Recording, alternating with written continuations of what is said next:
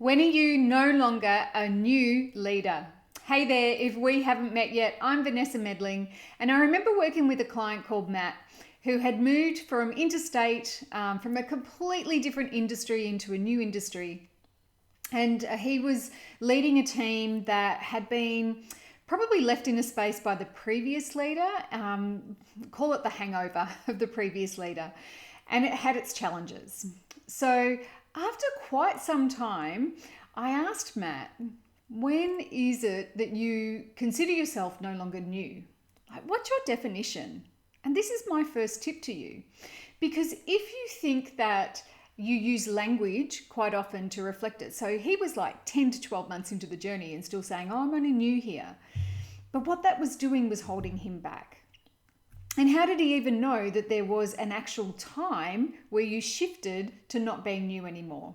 So he chose that line in the sand and he moved on. And you see, what he discovered through that, which is my second tip, was that he was playing safe. This title of being only new was helping him to stay in his comfort zone. And it meant that he tolerated a little bit, a bit of a lower standard, I guess, around how he was stepping up, but also about how his team were interacting with him and how others were perceiving him. So that is my question. It is about, what are you tolerating? What's the story behind you being new, and what does that keep you from? How does it keep you safe?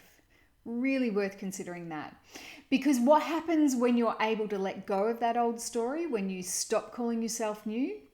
Well, then what Matt did was started to look at the vision he had as a leader.